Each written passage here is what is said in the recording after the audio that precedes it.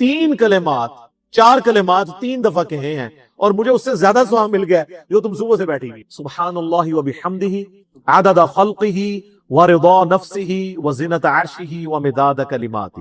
یعنی سبحان اللہ وبحمدہ کے ساتھ 4 کلمات، عدد خلقہ ورضا نفسہ وزنۃ عرشہ ومداد کلماتہ. اس کو 3 دفعہ میں نے پڑھا اور تم سے زیادہ ثواب ملا. بے شک نماز مسلمانوں پر ایک وقت باندھا ہوا فرض ہے، مقررہ وقت کے اندر فرض کی گئی ہے، اس کے اندر کوئی ٹالرنس نہیں. اور یہ آیت صلاۃ الخوف کے کانٹیکسٹ میں نازل ہوئی، سورۃ النساء کی آیت نمبر 102 اور 103 کہ صلاۃ الخوف جنگ کی حالت میں بھی نماز تمہیں معاف نہیں ہے، اس لیے کہ اللہ تعالیٰ نے اس کو مقررہ وقت کے اندر فرض کیا. یہ نہیں ہو سکتا کہ بعد میں اکٹھی کر کے ساری پڑھ لو. یہ اس حد تک مقررہ وقت ہے کہ اس کو آپ نے حالت جنگ میں بھی صلاۃ الخوف پڑھنی ہے.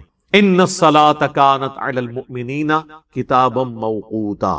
اب آ جائیں کہ یہ جو کہا گیا مقررہ وقت، تو مقررہ وقت قرآن و سنت میں نمازوں کے کیا آئے ہیں؟ سب سے پہلے ہم قرآن کی طرف رجوع لاتے ہیں کہ قرآن میں نماز کی ٹائمنگز کیا آئی ہیں. اس کانٹیکسٹ میں سورہ بنی اسرائیل کی آیت نمبر 78 ہے. اقم الصلاۃ لدلوک الشمس، نماز کو قائم رکھو سورج ڈھلنے سے لے کر الی غسق اللیل، رات ہونے تک، وقرآن الفجر، اور قرآن پڑھو فجر کی نماز میں. ان قرآن الفجر کان مشہودا، بے شک فجر کے وقت جو قرآن پڑھا جاتا ہے اس وقت فرشتوں کی حاضری کا وقت ہے. اس کانٹیکسٹ میں وہ حدیث ہے بخاری اور مسلم میں کہ نبی صلی اللہ علیہ وآلہ وسلم نے فرمایا کہ فرشتوں کی ٹائمنگ جو ہے نا فجر اور عصر کے وقت تبدیل ہوتی ہے. جو فرشتے اللہ کی طرف سے فجر کے وقت آئے ہوتے ہیں نا ان کی ڈیوٹی عصر تک ہے. عصر کے وقت وہ واپس چلے جاتے ہیں، پھر نئے فرشتے آ جاتے ہیں اور وہ پھر فجر تک ڈیوٹی کرتے ہیں، اور پھر فجر کے وقت وہ واپس چلے جاتے ہیں، پھر نئے فرشتے آ جاتے ہیں. اور پھر اللہ تعالیٰ ان سے پوچھتا ہے، نبی علیہ السلام نے ساتھ فرمایا حالانکہ اللہ خوب جانتا ہے پھر بھی پوچھتا ہے کہ میرے بندوں کو کس حال میں پایا. تو پہلا گروپ فرشتوں کو کہتا ہے کہ یا اللہ جب ہم گئے تو وہ عصر پڑھ رہے تھے، جب آئے تو وہ فجر پڑھ رہے تھے. دوسرا گروپ کہتا ہے یا اللہ جب ہم گئے تو فجر پڑھ رہے تھے اور جب آئے تو عصر پڑھ رہے تھے. یہ فجر اور عصر یہ بڑی امپورٹنٹ نمازیں ہیں، اور آپ کو پتا ہے صحابہ میں اختلاف ہے اس معاملے میں، اور دونوں طرف احادیث ہیں کہ جو سورۃ البقرہ میں آیا نا کہ نماز کی حفاظت کرو خصوصاً صلاۃ الوسطیٰ کی. صحابہ کا ایک گروہ صلاۃ الوسطیٰ کہتا ہے نماز فجر کو، اور دوسرا گروہ کہتا ہے نماز عصر کو. لیکن ڈومیننٹ جو احادیث جو بخاری مسلم کی ہیں ان میں صلاۃ الوسطیٰ صلاۃ العصر کو کہا گیا. اور وہ حدیث جو بخاری مسلم دونوں میں ہے کہ اللہ تعالیٰ مشرکین کے گھروں کو آگ سے بھر دے جنہوں نے ہماری صلاۃ الوسطیٰ نماز قضا کروا دی عصر کی نماز. غزوہ خندق کے موقع پر کیٹاسٹرافک کنڈیشن تھی، تو وہاں سے واضح پتہ چلتا ہے. بھلے یہ دونوں اپنی جگہ اہمیت کی حامل ہے نماز. تو اب یہ جو آیت ہے سورہ بنی اسرائیل کی آیت نمبر 78، اس میں اللہ تعالیٰ فرما رہا ہے نماز کو قائم رکھنا ہے سورج ڈھلنے سے لے کر رات ہونے تک. یعنی یہ سارا جنرل نماز کا ٹائم ہے، سورج ڈھلنے سے رات ہونے تک.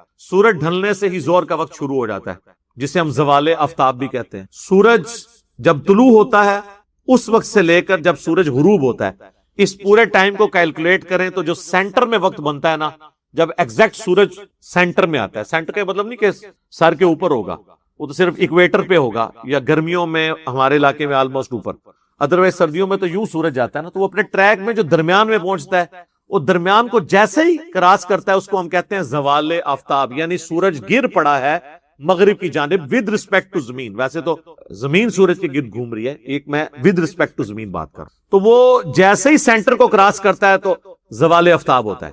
ویسے پبلک میں مشہور ہے کہ رات کو 12 بجے زوال ہوتا ہے، راتی تو سورج ہوتا ہی نہیں سرکار، یہ زوال آفتاب ہے. اور زوال کہتے ہیں نہیں مکروہ وقت کو، زوال ہوتا ہے ابتدائے ظہر، زوال سے پہلے مکروہ وقت ہوتا ہے، اسے کہتے ہیں دحوائے کبرا. جب ایگزیکٹ سینٹر میں سورج آ جائے نا وہ ہے مکروہ وقت. اس کو جیسے ہی کراس کرے گا 4-5 منٹ بعد زہر کا وقت شروع ہو جائے گا. میں ڈیٹیل سے بعد میں اس ٹائمنگ پہ بھی بات کرتا ہوں. اور اس کے بعد پھر عصر کا وقت. تو یہ جو آیا نا کہ سورج ڈھلنے سے لے کر یعنی زوال ہونے سے لے کر اس میں زہر عصر آ گئی، الی غسق اللیل رات کے مکمل ہونے تک جو اندھیرا چھانے تک، اس میں مغرب اور عشاء ہو گئی، وقرآن الفجر اور یہ فجر کی نماز الگ ہوگی. تو قرآن میں نماز کی 3 ٹائمنگ آئیں. کون سی؟ اور یہ 3 بھی ویسے میں اس کی یعنی تفصیل کے لیے بیان کروں، ادروائز وہ اکٹھا بیان ہوا ہے. ظہر اور عصر اکٹھی، مغرب اور عشاء اکٹھی، اور اس کے بعد فجر۔ اسی کو سپورٹیو سورہ طٰہٰ کے اندر بھی ایک آیت ہے، لیکن وہ نماز کے حوالے سے نہیں، جنرل ہے، ذکر کے حوالے سے، اس میں اگر نماز بھی کرنا چاہے تو وہاں پہ بھی اسی طریقے سے الفاظ ہیں۔ وَاصْبِرْ عَلَىٰ مَا يَقُولُونَ، اے نبی صبر کیجئے جو کچھ یہ کہتے ہیں آپ سے۔ وَسَبِّحْ بِحَمْدِ رَبِّكَ، اور اپنے رب کی تسبیح کیجئے، حمد کے ساتھ تسبیح بیان کیجئے۔ قبل طلوع الشمس، سورج طلوع ہونے سے پہلے، تو کون سی نماز ہوئی؟ فجر۔ وقبل غروبها، اور غروب ہونے سے پہلے کون سی نماز ہوئی؟ عصر اور ظہر، دونوں بیچ میں آ جائیں گی۔ ومن آناء اللیل، اور رات کے حصوں میں بھی، رات کے پھر دو حصے آپ کر لیں، شروع کا رات کا حصہ غروب آفتاب کے بعد مغرب، اور اس کے بعد عشاء کی نماز۔ فسبح واطراف النہار، اور جو دن کے دو کنارے ہیں ان کی طرف بھی۔ اب دن کے دو کنارے اگر زوال آفتاب سے پہلے لیا جائے اور بعد والا لیا جائے تو پھر آپ اشراق چاش کے نفلی نماز کر لیں، اور اگر دو کنارے پورے دن کے لیے جائیں تو پھر ایک کنارے پہ مغرب ہے، دوسرے کنارے پہ فجر ہے۔ تو اس میں سے بھی تین ہی اوقات نکلتے ہیں۔ لعلک ترضی، تاکہ تم راضی ہو جاؤ، یعنی نماز جو ہے نا وہ غم دور کرنے والی چیز ہے۔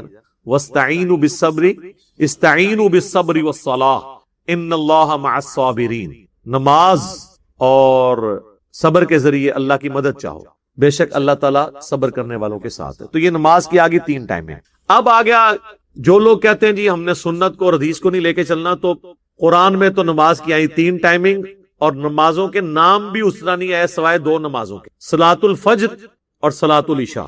وہ سورۃ النور میں آتا ہے کہ تین اوقات ہیں جس میں آپ کسی کے گھر نہیں جا سکتے، وہاں ہے صلاۃ الفجر سے پہلے اور صلاۃ العشاء کے بعد اور دن کے وقت۔ وہاں پہ دو نمازوں کا ذکر آیا، صلاۃ الفجر اور صلاۃ العشاء۔ یہ دو نمازیں ہیں جن کا نام قرآن میں ہے۔ صلاۃ العصر کوئی نہیں ہے، وہ ویسے سورۃ العصر کو وہ کہتے ہیں والعصر ان الانسان لفی خسر، وہ تو اللہ نے زمانے کی قسم یاد فرمائی ہے، عصر کے وقت کی نہیں، وہ اوور آل زمانے کی۔ صلاۃ العصر کا لفظ نہیں ہے وہاں پہ۔ صلاۃ کے ساتھ دو ہی نمازوں کا ذکر ہے پورے قرآن میں، صلاۃ الفجر اور صلاۃ العشاء، وہ بھی سورۃ النور میں۔ ظہر، عصر اور مغرب، ان نمازوں کے نام نہیں آئے۔ تو جو لوگ کہتے ہیں ہم نے حدیث یہ سنت کی طرف نہیں جانا، وہ تو نمازوں کے نام بھی نہیں ان کو پتا، ابھی تو رکعتوں کی اور پڑھنے کے طریقے کی اور اس میں پڑھنا کیا ہے وہ تو آپ چھوڑ ہی دیں۔ یہ اس قابل ہی نہیں کہ ان کے اوپر بھی کوئی لیکچر ریکارڈ کروایا جائے، کوئی بنیاد ہو تو بندہ آگے چلے بھی نا، یہ تو ٹائم کا ضیاع ہے۔ وہ سنت سے آپ کو، تو سنت کو ماننا، قرآن کو ماننا ہے، کیونکہ قرآن نے ہمیں حکم دیا ہے من یطع الرسول فقد اطاع اللہ، جس نے رسول اللہ کی اطاعت کی اس نے گویا اللہ کی اطاعت کی۔ الحمدللہ۔ تو یہاں سے آپ کو نماز کی ٹائمنگز بھی پتہ چل گئی، تین ہیں۔ کون سی؟ فجر بالکل الگ ہے، ظہر اور عصر اور مغرب اور عشاء۔ اب آپ ظلم کی انتہا دیکھیں کہ اہل سنت میں سے چند فنیٹک قسم کے لوگ شیعہ کو یہ کہہ رہے ہوتے ہیں کہ جی قرآن میں تو آیت ہے ان الصلاۃ کانت علی المؤمنین کتابا موقوتا، بے شک نماز مسلمانوں پر وقت باندھا ہوا فرض ہے، لہٰذا اگر آپ نے ظہر عصر کٹھی پڑھتے ہیں آپ یا مغرب عشاء تو یہ تو آپ وقت ہی نہیں کر رہے، قرآن میں تو ہے۔ تو سر قرآن تو وقت بھی تین بتا رہا ہے نا، پانچ تو بتا ہی نہیں رہا، پانچ کی تفریق تو آئی ہے احادیث کے اندر۔ یہ آیت تو شیعہ کے خلاف پیش کرتے ہیں کہ اگر یہ آیت قرآن سے لے رہے ہیں پھر نماز کی ٹائمنگ بھی پھر قرآن سے لیں، قرآن میں تو یہ تفصیلات نہیں آئی ہیں۔ تو اس ادوالے سے میں نے اس معاملے کو بھی کلیئر کر دیا۔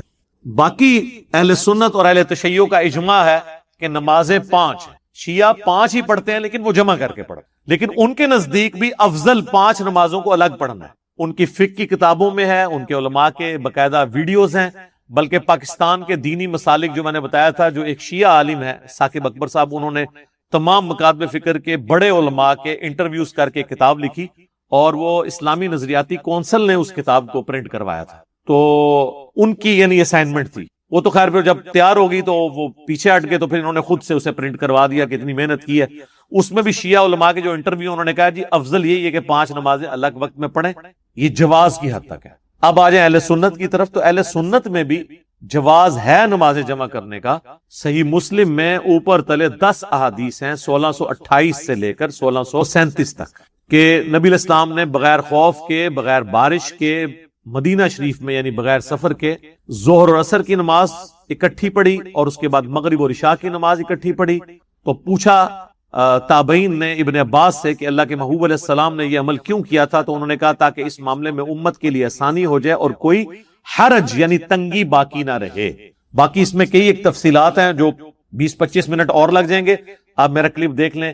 نمازوں کو جمع کرنا حرام، سوالیہ نشان اس میں نے بتایا، اور اس میں جو بڑے بڑے ائمہ کے اقوال اور جو اس میں چند ایک لوگوں نے بیچ میں بخیں چھوڑی ہیں، میں نے ایک ایک وسوسے کو اس کلپ کے اندر سیٹل کیا. آج میں اسے سکپ کرتا ہوں. اب اہل سنت کی ضد ہے کہ وہ ہمیشہ 5 الگ وقت میں پڑھتے ہیں، اور شیعہ کی ضد بنائی ہوئی ہے کہ وہ ہمیشہ 3 اوقات میں 5 نمازیں پڑھتے ہیں، فجر کو الگ، ظہر اثر اکٹھی اور مغرب اور عشاء اکٹھی. تو دونوں کو ضد چھوڑ کر وقتاً فوقتاً دونوں طریقوں پہ عمل کرنا چاہیے. الحمدللہ ہم تو دونوں طریقوں سے کرتے ہیں.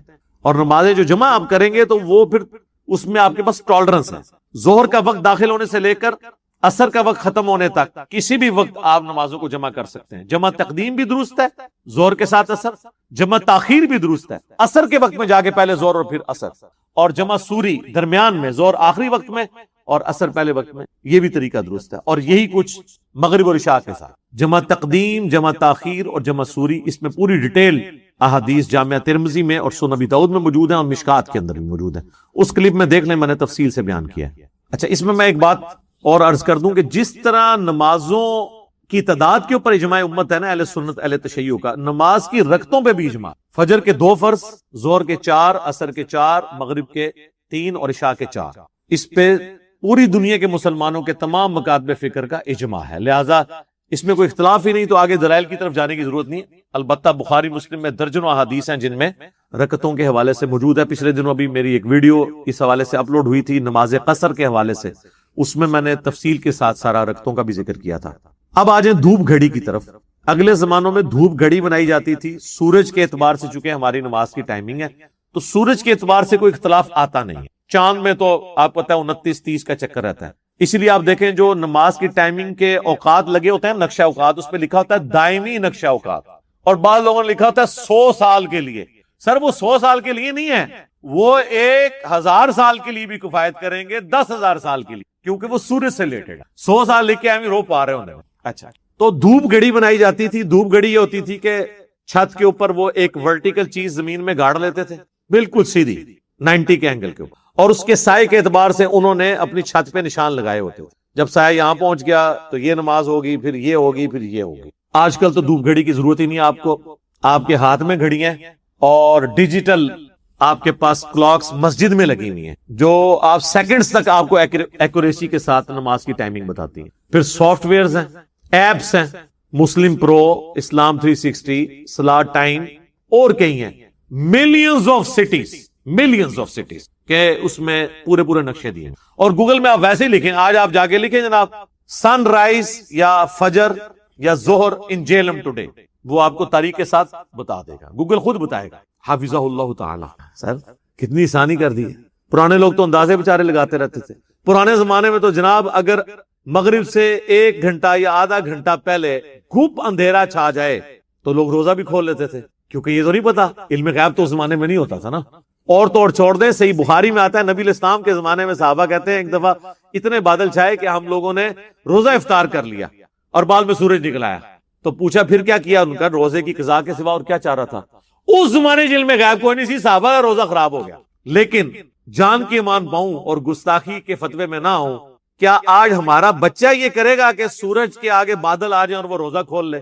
کہے گا سر ابھی تو ٹائم نہیں شروع ہوا، چھوڑ دیں تو ستارے بھی نظر آ جائیں، جب تک گھڑی نہ بتائے کہ غروب آفتاب ہوا ہے کہ نہیں. تو سر پھر یہ کتنا مبارک دور ہے. ایرر کے چانسز ہی ختم ہو گئے. دیکھیں نا، اب تو کوئی غلطی نہیں کھاتا. ہمیں تسلی ہوتی ہے کہ جناب جو مرضی ہو جائے، بے شک سورج کو گرہن لگ جائے اور زمین پہ بالکل اندھیرا ہو جائے، تب بھی کسی نے روزہ نہیں کھولنا. روزہ اپنے ٹائم پہ، جی آج غروب آفتاب یہ ہے، وہ کیلکولیشن ہوئی ہے میرے بھائی. یہ ہے اس ماڈرن دور کی برکات. تو یہ اللہ نے ہمارے لیے آسانیاں کر دی ہیں الحمدللہ. اب آ جائیں نمازوں کے اوقات کی طرف. تو پوری ڈیٹیلڈ حدیث صحیح مسلم میں ہے اور مشکات میں موجود ہے. مشکات کی پہلی جلد میں آپ کو نمازوں کے اوقات والا چیپٹر میں کہ نبی الاسلام نے فرمایا کہ ظہر کا وقت شروع ہوتا ہے جب سورج زوال پذیر ہو، یعنی وہ اپنے ٹریک میں سینٹر سے تھوڑا سا آگے چلا. سورج صبح طلوع ہوتا ہے اور غروب آفتاب کے وقت وہ غروب ہوتا ہے. یہ پورا ٹریک جو ہے نا جتنا بنتا ہے نا 10 گھنٹے 12 گھنٹے 8 گھنٹے، اس کا ایگزیکٹ سینٹر کریں نا. ان میں ضروری نہیں کہ سورج سینٹر میں ہمارے سر کے اوپر ہوگا. سردیوں میں یوں سورج جاتا ہے اور گرمیوں میں بالکل ایسے اوپر سے جاتا ہے. اور وہ بھی یہ ہم جو اکویٹر خط استوا کے قریب ہیں، نارتھ پول پہ اور ساؤتھ پول پہ چلے جائیں، وہاں تو 6 مہینے کا دن اور 6 مہینے کی رات ہے. ادھر پھر آپ کو گھڑیوں پہ ہی چلنا پڑے گا. دن کے وقت بھی آپ عشاء کی نماز پڑھ رہے ہوں گے. اور نبی الاسلام کی حدیث بھی ہے اس کو سپورٹو صحیح مسلم میں کہ نبی الاسلام فرمایا جب دجال آئے گا تو پہلا دن 1 سال کا ہوگا, دوسرا 1 مہینے کا ہوگا, تیسرا 1 ہفتے کا, اور پھر نارمل ہوں گے. تو صحابہ نے کہا کہ پھر ہم لوگ نماز کا کیا کریں گے جب 1 سال کا ہوگا؟ صحابہ نے نماز ہی فکر پی گئی. تو انو یہ فکر پینے سی کہ سر کیڑی طریق دجال آئے گا, میں ایک ویڈیو کلپ یوٹیوب تے چڑھانا ہے. یہی کر رہے ہیں مولوی, آئے دہاڑے دجال کڈی پھرتے ہیں. صحابہ نے نہیں کہا, انہوں نے کہا آئے گا دیکھی جائے گی, دسو حضور نماز دا کی کریں گے. تو آپ نے فرمانا تم اندازہ مقرر کر لینا. اس زمانے میں تو وہ اندازہ مقرر بھی نہیں کر سکتے تھے, لیکن آج اس کلاک کی مدد سے آپ دیکھیں لوگ آباد ہیں ان جگہوں پہ جہاں پہ 6 مہینے کا دن 6 مہینے کی رات, کیونکہ وہاں سورج افق کے ساتھ چلتا ہے. یعنی سورج یہاں سے طلوع ہوتا ہے نا تو وہ یوں بس یوں ہی رہتا ہے 6 مہینے تک. پھر 6 مہینے بعد وہ اتنا اینگل ہوتا ہے کہ واپس وہ غروب ہوتا ہے, پھر وہ 6 مہینے تک غائب رہتا ہے, پھر 6 مہینے بعد نکلتا ہے. ہمارا تو یوں جا کے سورج آتا ہے نا, وہ افق کے ساتھ چلتا ہے. اس میں تو وہ والا صاحب بھی نہیں ہوتا کہ وہ اوپر تک بھی آئے سورج, وہ یوں ساتھ چلتا ہے. وہ آپ یوٹیوب حافظہ اللہ کے اوپر ویڈیوز دیکھ لیں کس طریقے سے وہاں پہ بھی لوگ آباد ہیں, اور نماز کی ٹائمنگ آپ کر سکتے ہیں اندازہ مقرر کر کے. اس کے لیے آپ کو امام حنیفہ کو کوئی فون کال یا واٹس ایپ میسج کرنے کی ضرورت نہیں ہے. صحیح مسلم میں حدیث ہے کہ اندازہ مقرر کر لینا. یہ تو امام حنیفہ سے بھی سوال پوچھتے ہیں, تو اس زمانے میں تو گھڑیاں نہیں تھی, وہ کیا بتاتے کہ 6 مہینے کی کیسے کلاک ہو, لیکن آج ہم بتاتے ہیں. لیکن آپ نے ہماری تقلید نہیں کرنی, کیونکہ تقلید کی ضرورت نہیں ہے. اجتہاد کا دروازہ قیامت تک کے لیے کھلا ہوا. اجتہاد اسلام کی خوبصورتی ہے الحمدللہ. تو وہ مسلم شریف کی حدیث ہے کہ جب سورج زوال پذیر ہو تو زہر کا وقت سٹارٹ ہو جاتا ہے, اور اس کا وقت 1 مثل سائے تک رہتا ہے. اور 1 مثل سایہ یہ ہوتا ہے کہ جو ورٹیکل چیز, جو دھوپ گھڑی کے لیے آپ نے چیز گاڑی بھی ہے, اس کا سایہ اپنے سائے کے برابر پلس سایہ اصلی ہو. وہ سنن سائی میں ایک روایت اس کو سپورٹی موجود ہے, اجماع امت ہے کہ سایہ اصلی کو بیچ میں نکالنا ہے, ادروائز تو وہ 1 کے برابر سایہ تو وہ زور کے وقت ہی ہو جاتا ہے. تو آپ اثر کس ٹائم پڑھیں گے؟ آپ زور کی نماز اہل حدیث سب سے پہلے پڑھتے ہیں, تو آپ اس وقت بھی انہوں نے سترا بھی جو دھوپ میں رکھا ہوتا ہے نا سردیوں میں, اس کا سایہ 1 مثل سے زیادہ بنا ہوتا ہے, اور وہ زور پڑھ رہے ہوتے ہیں. تو لوگ وہ سمجھتے ہیں اثر کا وقت داخل ہوگا سایہ اصلی پلس 1 مثل. اور سایہ اصلی یہ ہوتا ہے کہ سورج اپنے ٹریک کے دوران جب ایک ورٹیکل چیز کا سب سے کم سایہ جب بنتا ہے نا, اس کو کہتے ہیں سایہ اصلی. وہ عموماً جو چیز کھڑی ہوتی ہے اس کے بعض اوقات آدھ کے برابر ہوتا ہے, بعض اوقات پونے کے برابر, بعض اوقات بالکل 0 بھی ہو جاتا ہے گرمیوں. لیکن سردیوں میں وہ بڑا ہوتا ہے, کیونکہ سردیوں میں سورج یوں جاتا ہے. گرمیوں میں چونکہ یوں جاتا ہے اس لیے وہ سایہ چھوٹے سے چھوٹا ہوتا ہے. آپ سردیوں میں کبھی عصر کی نماز, زہر کی نماز پڑھ رہے ہو نا, اور آپ ورٹیکل چیز زہر کے وقت کھڑی کریں نا, تو آپ دیکھیں گے اس کا سایہ تو ایک اس کے اپنے سایہ سے بڑا ہوا ہوگا, تو اس حساب سے تو عصر کا وقت شروع ہو جاتا ہے. نہیں, پلس سایہ اصلی کریں تو وہ بھی بڑا نہیں ہوتا. تو سب سے کم سایہ اصلی پلس وہ چیز خود جتنی لمبی ہے اس کو جمع کریں, یعنی عموماً 1.25 گنا یا 1.5 گنا جب سایہ ہوتا ہے نا, تو وہ اصل میں 1 مثل سایہ ہے. اور 2 مثل ہوگا جب اس میں ایک اور ورٹیکل چیز کے لینتھ کے برابر جمع کریں. تو یہ آپ کو پتا ہونا چاہیے, سایہ اصلی پلس جو ہے وہ اس کے برابر سایہ, تو یہ 1 مثل ہو. تو نبی علیہ السلام فرمایا جب 1 مثل ہے تو عصر کا وقت شروع ہو. وہ کہتے ہیں ہم جو تمہیں سکھا رہے ہیں نا, اس طریقے سے اللہ کی طرف رجوع لاؤ. اور وہ ہمیشہ یہ کہتے ہیں کہ ہم یہ جو تمہیں سکھا رہے ہیں یہ ہم خود تو سکھا ہی نہیں رہے, ہمیں اللہ نے سکھایا ہے. تو پیغمبر تو پھر اللہ کے احکامات کو سمجھانے کے لیے دنیا میں آتے ہیں. وہ سیڑھی نہیں ہوتے اس اعتبار سے, وسیلہ ہوتے ہیں تو اس اعتبار سے کہ اللہ کے احکامات ہم تک پہنچاتے ہیں, اس اعتبار سے نہیں کہ ان کی عبادت کرنی شروع کر دی جائے, جیسا کہ کرسچنز نے عیسیٰ علیہ السلام کے بارے میں کرنا شروع کر دیا. اور بخاری میں حدیث ہے, دیکھنا میری شان کو اس طرح بلند نہ کرنا جس طرح نصارہ نے اپنے پیغمبر کی شان کو بڑھا دیا. میں اللہ کا بندہ اور اس کا رسول ہوں, مجھے اللہ کا بندہ اور اس کا رسول ہی کہنا. نبی علیہ السلام نے تو پہلے ہی اس کو کلیئر کر دیا اس بات کو. اچھا, اس کے اوپر پھر میں ان کو پھکی دیتا ہوں. پھکی بغیر نہیں کام چلتا. جو کہنا جی چھت تک جانے کے لیے سیڑھی چاہیے, دیکھیں جی اس کے بغیر چھت تک نہیں پہنچ سکتے. تو پہلے تو ان کو لاجیکلی یہ بات کریں کہ اللہ تعالیٰ تو چھت پہ ہے نہیں, وہ تو کہتا ہے میں تمہارے اشارت سے بھی زیادہ تمہارے قریب ہوں, تو اس کے لیے تو کہیں جانا ہی نہیں پڑتا. وہ تو کہہ رہا ہے میں تمہارے بالکل قریب ہوں, تو چھت بیچ میں کہاں ڈال دیا, یہ چھت تو بہت دور ہے. یہ تو لاجیکل بات ہے.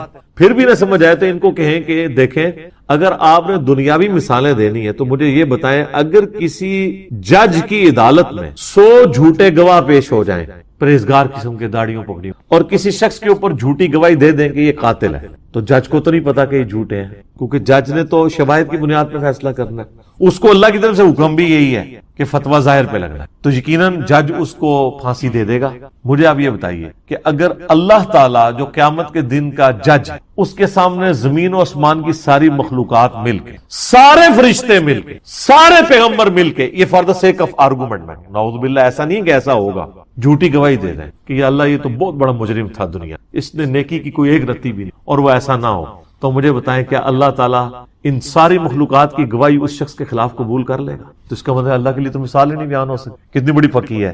اے جناب جیلن شریف ہی تیار ہوں گی، ادھر وہ خود بھی مانیں گے، ان کو کہ نہیں آپ اسی اصول میں آئے نا سیڑھی والے میں، کہ جج کو تو چاہیے کہ وہ فیصلہ کرے شواہد کی بنیاد پہ، تو اللہ کو بھی چاہیے کہ شواہد کی بنیاد پہ فیصلہ کر دے. کہیں گے نہیں اللہ کے لیے تو ایسی مثال بیان ہی نہیں کی جا سکتی. تو سر یہ جو آپ وسیلے اور بیچ میں سیڑھیاں اور پتہ نہیں کیا کچھ بنا رہے ہیں، تو یہ مثال آپ کیسے بیان کر سکتے؟ اور یہ آیت تو کتنی واضح ہے کہ میرے بندے جب تم سے میرے بارے میں پوچھ. ڈاکٹر اسرار صاحب رحمہ اللہ نے ایک بہت بڑا ٹروتھ ریویل کیا ہے اس آیت کے حوالے سے. وہ کہتے ہیں کہ رمضان کے مہینے کے اوپر ڈسکشن ہو رہی ہے مسلسل 6 آیات، اور اچانک سینٹر میں یہ آیت آ گئی، تو یقیناً اس کا تعلق رمضان کا، کیونکہ اس سے پہلے بھی رمضان ڈسکس ہو رہا ہے، اس کے بعد بھی، اور کوئی تان ٹوٹی بھی نہیں ہے. آپ دیکھیں پھر ساتھ ابھی فقہی مسائل کے ڈسکس ہوئے ہیں نا، کہ روزے چھوڑ سکتے ہو بیماری میں بھی اور اس طرح بھی، پھر تکبیر بلند کرو، پھر دوبارہ سے آپ فقہی احکام و مسائل شروع ہو جائیں گے رمضان کے روزے. وہ کہتے ہیں کہ جی یہ سینٹر میں، اور یہ ایگزیکٹ سینٹر میں آئے، وہ کہتے ہیں اس کا مقصد یہ ہے کہ رمضان وہ مہینہ ہے جس میں آپ قرآن کے ذریعے اللہ تک پہنچ سکتے ہیں، کیونکہ قرآن ہی تو تذکیر کرتا ہے انسان کی. اگر اس کا ترجمہ آتا ہو یا ترجمہ نہ آتا ہو تو کم از کم آپ ایئر فلائٹ موڈ میں کر کے موبائل یا مصحف ہاتھ میں لے کے تراویح میں کھڑے ہو جائیں اور آپ کو پتا ہو ترجمے والا قرآن ہو کہ کیا قاری صاحب تلاوت کر رہے ہیں، تو پھر تو آپ پہ اثر ہوگا. صحابہ کرام کو تو یہ کوئی پریشانی نہیں تھی، تو ان کی اپنی زبان تھی. تو جب کوئی شخص رمضان میں عبادت کرتا ہے، پورا دن بھوکا پیاسا رہتا ہے اور رات کو کھڑا ہو جاتا ہے قرآن سننے کے لیے، کتنی تکلیف اٹھاتا ہے. دن کو اپنی بھوک اور پیاس کو برداشت کرنا، پیٹ کی قربانی دینا، اور رات کو نیند کی قربانی دینا، دونوں قربانیاں. تو انسان کے دماغ میں ایک بات تو آتی ہے نا کہ میں جس کے لیے قربانیاں کر رہا ہوں، کیا اس کو بھی پتا ہے کہ میں اس کے لیے کیا کچھ کر رہا ہوں؟ جب انسان کو یہ پتا ہونا کہ میں جس کے لیے کر رہا ہوں وہ مجھے دیکھ رہا ہے، پھر تکلیف جھیلنی آسان ہو. یہ ایک نیچرل چیز. آپ اپنے دنیاوی کسی دوست کے لیے کوئی تکلیف اٹھا رہے ہو نا، اور آپ کو یہ پتا چل جائے کہ میرے اس دوست کو پتا چل گیا کہ میں اس کے لیے اس مصیبت سے گزرا ہوں، تو آپ کے لیے وہ تکلیف جھیلنی آسان ہو جائے. کیوں؟ انسان کو اندر سے خوشی ہوتی. صحابہ کرام بھی نبی علیہ السلام سے سوال کرتے تھے، لیکن اس میں وَإِذَا سَأَلَكَ عِبَادِي، اے نبی میرے بندے آپ سے پوچھتے ہیں میرے بارے میں. کیوں پوچھتے ہیں؟ کہ دیکھو جی بھوک پیاس نیند قربان کر رہے ہیں، اللہ خوش ہے نا ہم سے، اللہ کو تو پتا ہے نا ہم اس کے لیے. یعنی آپ نے تقوی اختیار کرنا ہے اور اس کی طرف وسیلہ اختیار کرنا. وسیلہ پیورلی عربی کا لفظ ہے، اس کا پنجابی والے وسیلے کے ساتھ کوئی لینا دینا نہیں، جو یہاں پہ وسیلہ بنا لیا گیا ہے. عربی کا وسیلہ اور ہے، پنجابی کا وسیلہ اور ہے. اردو زبان میں ہم جو دین کی اصطلاح کے طور پر جو وسیلہ استعمال کر رہے ہوتے ہیں وہ اور ہے. یہاں کا وسیلہ کیا ہے؟ انڈیا پاکستان بنگلہ دیش کا، یا یہاں پہ جو فرقے ہیں بریلوی دیوبندی جو ڈومیننٹ آپ کو جو نظر آتے ہیں، ان کا وسیلہ یہ ہے کہ یہ سمجھتے ہیں کہ اللہ تعالیٰ تک ڈائریکٹ نہیں پہنچا جا سکتا تو بزرگوں کو بیچ میں ڈال دیا جائے. اور پھر مثال کیا دیتے ہیں؟ کہتے ہیں دیکھیں جی چھت پہ آپ ڈائریکٹ نہیں پہنچ سکتے، سیڑھی کے ذریعے پہنچیں گے، لیکن پوری زندگی سیڑھی کے اوپر کھڑے ہو کے گزار دیتے ہیں، یعنی بابوں کے قدموں میں رہتے ہیں، چھت تک نہیں پہنچتے پھر بھی. یعنی کبھی تو اللہ تک پہنچ جائے نا، پھر کہیں گے بابا جی سائڈ دے وہ تسی ہن سانو اللہ نال ڈائریکٹ ہون دیو. اور پیر نصیر الدین نصیر